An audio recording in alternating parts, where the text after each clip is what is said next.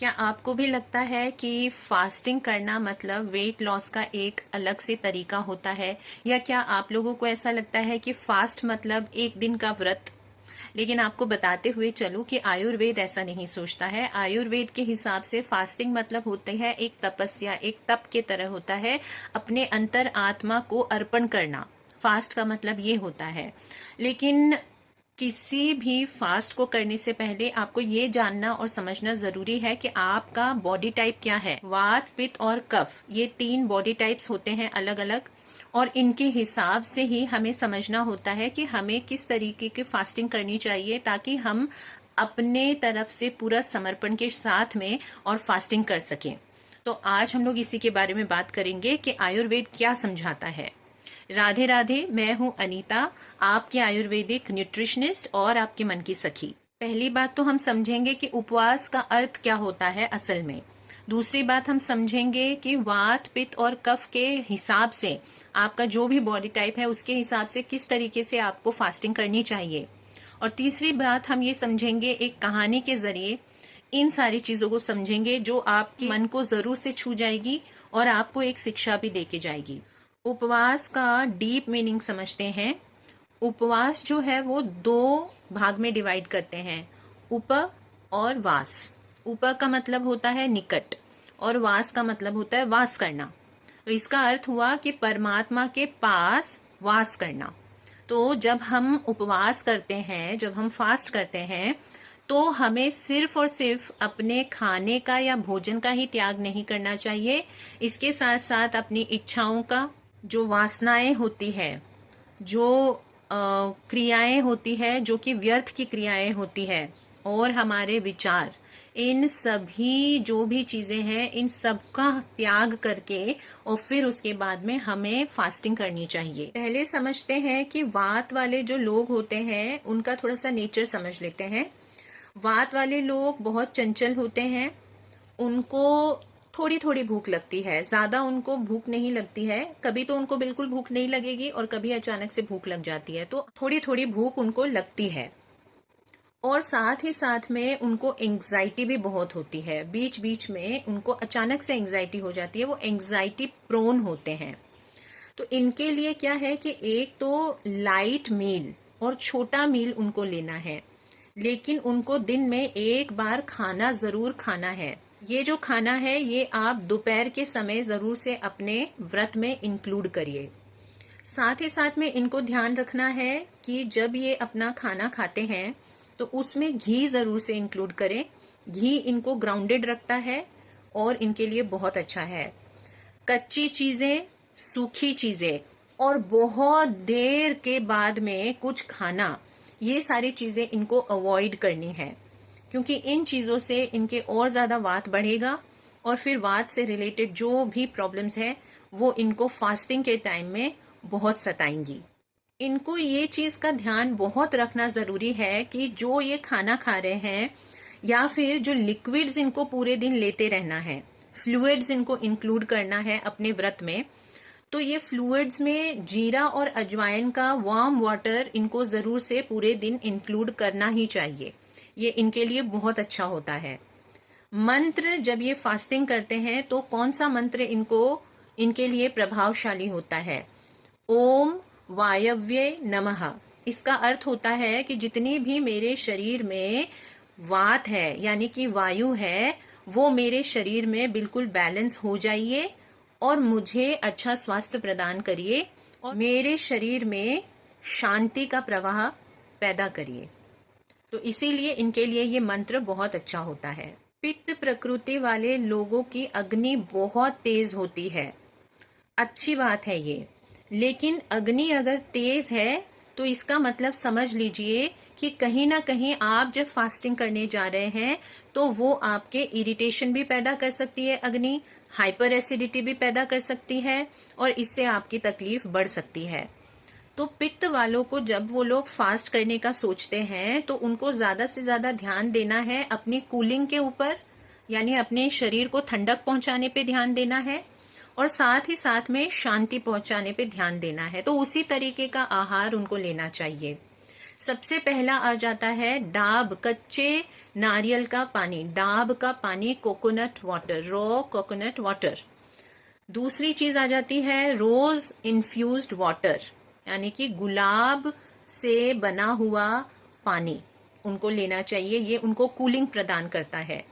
Herbs उनको लेने चाहिए, जैसे कि कूलिंग हर्ब्स हो गए शतावरी, गुड्डूची। तो जब फास्टिंग कर रहे होते हैं तो ये हर्ब्स उनको लेने चाहिए, ये उनको मदद करेंगे कूलिंग करने में। एकादशी का इनको व्रत जरूर से करना चाहिए, ये इनके लिए बहुत अच्छा फल देता है। साथ ही साथ में जिस दिन एकादशी का व्रत करते हैं उस दिन फ्रूट्स पे करें, फल आहार पे ही ये अपना फास्टिंग करें तो इनके लिए उत्तम होता है। फल में जैसे बनाना यानी कि केला, पेयर, नाशपाती, ये सारी चीजें फ्रूट्स को इंक्लूड करके इनको अपना फास्ट करना चाहिए। बहुत ज़्यादा स्पाइसी खाना, नमक वाला खाना इनको अवॉइड करना चाहिए फास्टिंग के समय। और साथ ही साथ इनके लिए जब भी ये व्रत करते हैं तो इनके लिए बहुत शुभ मंत्र है ओम सूर्याय नमः। ये जो मंत्र है इसका अर्थ होता है कि मेरे अंदर की जो अग्नि है उसको बैलेंस करने में मेरी मदद करिए, अग्नि देवता, सूर्य देवता। तो इस तरीके से इनको फास्ट करना चाहिए। कफ प्रकृति वाले लोग इमोशनल ईटर्स होते हैं, भारी भी होते हैं और साथ ही साथ स्टेबल होते हैं, यानी कि स्थिर होते हैं। तो इनके लिए फास्टिंग करना बहुत अच्छा होता है, इनको फास्ट बीच बीच में करते रहना चाहिए। इनफैक्ट इनके लिए इंटरमिटेंट फास्टिंग बहुत अच्छा होता है। 16:8 रेशियो का जो पैटर्न है इनके लाइफ के लिए बहुत अच्छा है, ये फास्टिंग इनको जरूर से करनी चाहिए। अब इंटरमिटेंट फास्टिंग तो आप रोज कर सकते हैं कफ प्रकृति वाले। साथ ही साथ इनको निर्जला व्रत भी करना चाहिए कभी कभी, और लेकिन गाइडेंस के साथ में। अगर आपकी कोई दवाइयाँ चल रही है, अगर आपको कोई भी प्रॉब्लम है शरीर में जिसके लिए आप दवाइयाँ ले रहे हैं या आपके डॉक्टर ने फास्टिंग के लिए मना किया है, तो डेफिनेटली आपको अपने डॉक्टर से निर्जला व्रत के लिए यानी कि ड्राई फास्टिंग के लिए ज़रूर से एक बार कंसल्ट करके और फिर उसके बाद में आप ये कर सकते हैं कभी कभार। साथ ही साथ में इनके लिए ये चीज़ें बहुत अच्छी है, हर्बल वाटर है ना, हर्ब्स जो इन्फ्यूज करके हम पानी तैयार करते हैं, तुलसी और अदरक का पानी इनके लिए बहुत अच्छा है। नींबू और हनी, शहद, इसका पानी भी इनके लिए बहुत अच्छा है। तो ये वार्म लिक्विड्स, ये वार्म पानी जो है, पानी के पदार्थ जो है, ये अपने डाइट में इनको इंक्लूड करना चाहिए। जितने भी डेयरी प्रोडक्ट्स है, जितने भी शुगरी प्रोडक्ट्स है और जितने भी फ्राइड प्रोडक्ट्स है वो इनको एक्सक्लूड करना है जब भी ये फास्टिंग करते हैं, नहीं तो इनका फास्ट जो है वो ये अच्छे से नहीं कर पाएंगे। फास्टिंग जो रिजल्ट्स अच्छा देना चाहती है वो ना दे के ये फास्ट कर ही नहीं पाएंगे अगर इन चीज़ों का ध्यान नहीं रखते हैं। तो इनको बोलना है मंत्र जो इनके लिए अच्छा रहता है व्रत के समय, ओम जलाए नमः। इसका मतलब होता है कि जो भी मेरे अंदर जितना भी फ्लूइड है, जो वाटर्स विद इन मी है, जो पानी मेरे अंदर है, वो अच्छे से बहता रहे और प्योर होता रहे, इसका ये मीनिंग होता है। तो ये मंत्र का उच्चारण जब ये व्रत करते हैं तो इनको बहुत फलदायक होता है। कुछ सात्विक रिचुअल्स है, कुछ सात्विक स्टेप्स हैं जो जो भी व्रत करता है उन सभी के लिए बहुत अच्छा होता है। जैसे कि सुबह सूरज उगने से पहले जगना, जिस भी दिन आप व्रत कर रहे होते हैं। दूसरा, जब भी आप भोजन खा रहे होते हैं, ग्रहण कर रहे होते हैं, तो तब आपको भगवान को याद करना बहुत जरूरी है। भगवान को याद करके उनको अर्पण करके ही अपना व्रत का भोजन प्राप्त करिए। ध्यान लगाइए, प्राणायाम करिए, संकल्प लीजिए, कीर्तन और भजन करिए जिस दिन भी आप व्रत कर रहे हैं, तो ये बहुत जरूरी है। तुलसी माला से जप करना बहुत अच्छा रहता है जब आपका व्रत होता है तो। और रात को जब आप सोने जाते हैं तो उससे पहले आपको भगवान को, अपने परमात्मा को धन्यवाद देना है, उनको ग्रेटिट्यूड फील करना है और उसके बाद में ही आपको सोना चाहिए। ग्रेटिट्यूड बहुत पावरफुल होता है, ज़रूर से थैंक यू बोले परमात्मा को आपका व्रत सफल करवाने के लिए। एक माताजी की आपको बात बताती हूँ। वो हमेशा उपवास रखती थी, उनका मन करता था उपवास रखने का। अब वो कफ प्रकृति की होने के वजह से इमोशनल ईटिंग बहुत ज्यादा करती थी। तो जब भी वो व्रत रखती थी तो उनका वो इमोशंस जो है ना इम्बैलेंस होने लग जाता था, और फिर वो व्रत वाले दिन भी उल्टा सीधा खाना खाती रहती थी।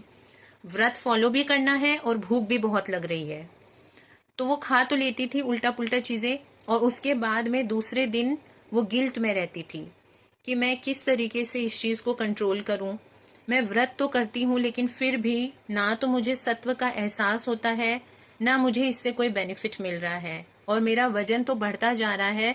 जो लोग फास्ट करते हैं उनका वजन तो घटना चाहिए नियम के अनुसार। तो उन्होंने मुझसे ये बात कही। मैंने उनसे कहा कि आप व्रत मत करिए, आप व्रत पे ध्यान मत दीजिए, आप विश्वास कीजिए। और फिर मैंने उनको उनके प्रकृति के हिसाब से, उनके बॉडी टाइप के हिसाब से एक व्रत का प्लान बना के दिया। उसमें उन्होंने तुलसी का पानी पीना शुरू किया। जब सूर्य अस्त हो जाता था उसके बाद में वो कुछ नहीं करती थी, सिर्फ कीर्तन भजन और सुमिरन करती थी जब भी उनका फास्ट होता था तब। और ऐसा वो डाइट, जो भी मैंने डाइट में उनके चेंजेस बताए थे फास्टिंग के दौरान, जो मैंने उनको फास्टिंग की डाइट बना के दी थी, वो उन्होंने 6 महीने तक फॉलो की। और आज का समय है, वो बहुत शांत फील करती है, काफी हल्का फील करती है, और व्रत में उनका मन बहुत ज्यादा लगता है, क्योंकि वो व्रत अब बिना इमोशनल ईटिंग किए बिना और बिना ज्यादा अंट शंट खाए बिना वो अपना व्रत पूरी अच्छे से पूरे संकल्प के साथ पूरा कर पाती है। अगर आप लोग भी व्रत करना चाहते हैं लेकिन अपने प्रकृति के साथ और स्वस्थ रहते हुए सही तरीके से अगर व्रत करना चाहते हैं तो मेरे से आप पर्सनलाइज्ड डाइट चार्ट ले सकती हैं, व्रत का चार्ट ले सकती हैं। आपको मेरी जितनी भी कंसल्टेंसी से रिलेटेड डिटेल्स है वो डिस्क्रिप्शन बॉक्स में मिल जाएगी। अगर मेरा वीडियो आप लोगों को पसंद आया है, इससे आपको जानकारी मिली है, तो ज़रूर से एक लाइक कर दीजिए। अपने वेलनेस ग्रुप्स में अपने प्रियजनों के साथ ज़रूर से मेरे वीडियो को शेयर करिए और मेरे चैनल को सब्सक्राइब करिए। साइड में आपको बेल आइकन दिखेगा, उसे प्रेस कर दीजिएगा, तो लेटेस्ट अपडेट्स एंड वीडियोस जो मेरे चैनल पे आते हैं वो आप तक जल्द से जल्द पहुंच जाएंगे। कमेंट सेक्शन में आप इस वीडियो से रिलेटेड मुझसे कुछ भी पूछ सकते हैं, मैं ज़रूर से आपको रिप्लाई दूंगी। एक बात मैं आपसे कहना चाहूंगी कि फास्टिंग, व्रत, ये सब भगवान से मिलन का तरीका होता है। भगवान और परमात्मा से हम जुड़ सके उसका एक माध्यम है। तो इसके लिए पहले भोगों को त्यागिए। जब आप भोग को त्यागेंगे तो फिर आपको आनंद का अनुभव होगा। मिलूंगी मैं आप लोगों को अगले वीडियो में। तब तक के लिए अपना ध्यान रखिए, खुश रहिए, स्वस्थ रहिए, मस्त रहिए और हमेशा मुस्कुराते हुए रहिए। राधे राधे।